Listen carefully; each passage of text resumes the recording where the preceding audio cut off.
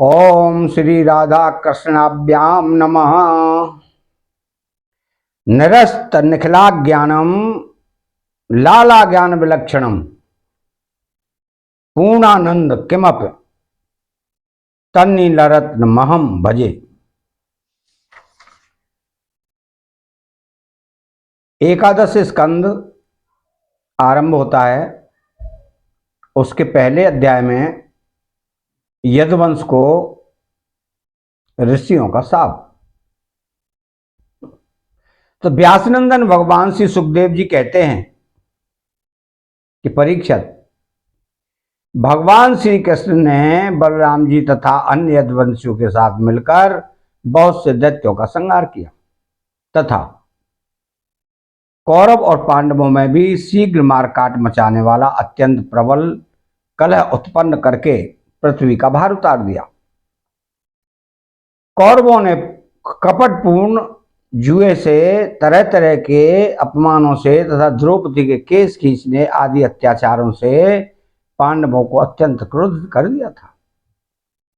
उन्हीं पांडवों को निमित्त बनाकर भगवान श्री कृष्ण ने दोनों पक्षों में एकत्र हुए राजाओं को मरवा डाला और इस प्रकार पृथ्वी का भार हल्का कर दिया। अपने बाहुबल से सुरक्षित यदुवंशियों के द्वारा पृथ्वी के भार, राजा और उनकी सेना का विनाश करके प्रमाणों के द्वारा ज्ञान के विषय न होने वाले भगवान श्री कृष्ण ने विचार किया कि लोक दृष्टि से पृथ्वी का भार दूर हो जाने पर भी वस्तुतः मेरी दृष्टि से अभी तक दूर नहीं हुआ।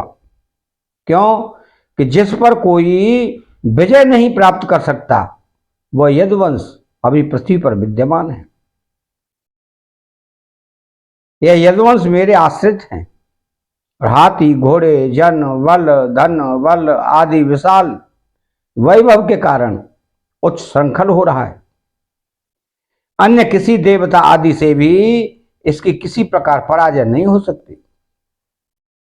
बांस के वन में परस्पर संघर्ष से उत्पन्न अग्नि के समान इस यदुवंश में भी परस्पर कलह खड़ा करके मैं शांति प्राप्त कर सकूंगा और इसके बाद अपने धाम में जाऊंगा। राजन, भगवान सर्वशक्तिमान और सत्य संकल्प हैं। उन्होंने इस प्रकार अपने मन में निश्चय करके ब्राह्मणों के शाप के बहाने अपने ही वंश का संहार कर डाला। सबको समेटकर अपने धाम में ले गए। परीक्षित, भगवान की वह मूर्ति त्रिलोकी के सौंदर्य का तिरस्कार करने वाली है। उन्होंने अपने सौंदर्य माधुर्य से सबके नेत्र अपनी ओर आकर्षित कर लिए थे। उनकी वाणी, उनके उपदेश परम मधुर दिव्याति दिव्य थे। उनके द्वारा उन्हें स्मरण करने वालों के चित्त उन्होंने छीन लिए थे। उनके चरण कमल त्रिलोक सुंदर थे। जिसने उनके एक चरण चिन्ह का भी दर्शन कर लिया उसकी बहिर्मुखता दूर भाग गई। वह कर्म प्रपंच से ऊपर उठकर उन्हीं की सेवा में लग गया। उन्होंने अनायास ही पृथ्वी में अपनी कीर्ति का विस्तार कर दिया, जिसका बड़े बड़े सुकवियों ने बड़ी ही सुंदर भाषा में वर्णन किया है।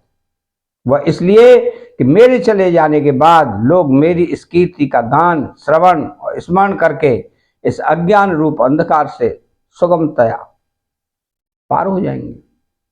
इसके बाद परम मैश्वर्यशाली भगवान श्री कृष्ण ने अपने धाम को प्रयाण किया।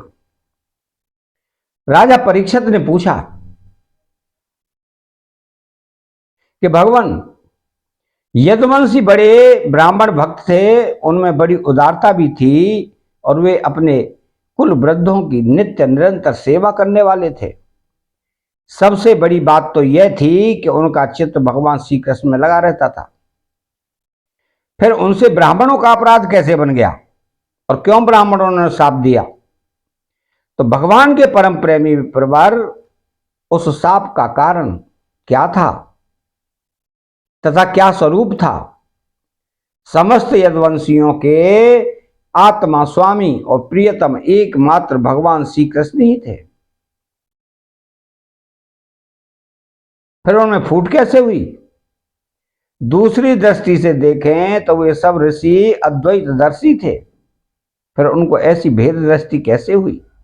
वह सब आप कृपा करके मुझे बताइए। श्री सुखदेव जी कहते हैं कि परीक्षित, भगवान श्री कृष्ण ने वह शरीर धारण करके जिसमें संपूर्ण सुंदर पदार्थों का सन्निवेश था, नेत्रों में मृग नयन, कंधों में सिंह स्कंद, करों में करिकर, चरणों में कमल आदि का विन्यास था, पृथ्वी में मंगलमय कल्याणकारी कर्मों का आचरण किया।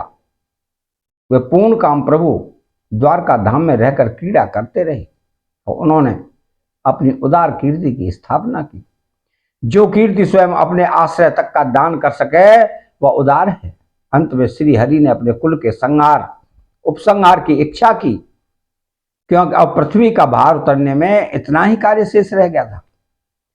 भगवान श्री कृष्ण ने ऐसे परम मंगलमय और पुण्य प्रापक कर्म किए जिनका गान करने वाले लोगों के सारे कलमल कष्ट हो जाते हैं। अब भगवान श्री कृष्ण महाराज उग्रसेन की राजधानी द्वारकापुरी में वसुदेव जी के घर यादवों का संहार करने के लिए काल रूप से ही निवास कर रहे थे। उस समय उनके विदा कर देने पर विश्वामित्र, असित, कर्ण, दुर्वासा, भृगु, अंगिरा, कश्यप, वामदेव, अत्रि, वशिष्ठ और नारद आदि बड़े बड़े ऋषि द्वारका के पास ही पिंडार क्षेत्र में आकर निवास करने लगे थे। एक दिन यदुवंश के कुछ उद्दंड कुमार खेलते खेलते उनके पास जा निकले। उन्होंने बनावटी नम्रता से उनसे चरणों में प्रणाम करके प्रश्न किया। वे जामवंती नंदन सांब को स्त्री के वेश में सजा कर ले गए और कहने लगे, ब्राह्मणों, ये कजरारी आंखों वाली सुंदरी गर्भवती है। यह आपसे एक बात पूछना चाहती है, पर स्वयं पूछने में सकुचाती है। आप लोगों का ज्ञान अमोघ अबाध है, आप सर्वज्ञ हैं। इसे पुत्र की बड़ी लालसा है और अब प्रसव का समय निकट आ गया है। आप लोग बतलाइए कि यह कन्या जनेगी या पुत्र? परीक्षित, जब उन कुमारों ने इस प्रकार ऋषि मुनियों को धोखा देना चाहा तब वे भगवत प्रेरणा से क्रोधित हो उठे और उन्होंने कहा, मूर्खो, ये एक ऐसा मूसल पैदा करेगी जो तुम्हारे कुल का नाश करने वाला होगा। मुनियों की यह बात सुनकर वे बालक बहुत ही डर गए। उन्होंने तुरंत सांब का पेट खोलकर देखा तो सचमुच उसमें एक लोहे का मूसल मिला। अब तो वे पछताने लगे और कहने लगे, हम बड़े अभागे हैं, देखो हम लोगों ने क्या अनर्थ कर डाला। अब लोग हमें क्या कहेंगे? इस प्रकार वे बहुत ही घबरा गए तथा मूसल लेकर अपने निवास स्थान में गए। उस समय उनके चेहरे फीके पड़े हुए थे, मुख कुमला गए थे। उन्होंने भरी सभा में सब यादवों के सामने ले जाकर वह मूसल रख दिया। राजा उग्रसेन से सारी घटना कह सुनाई। राजन,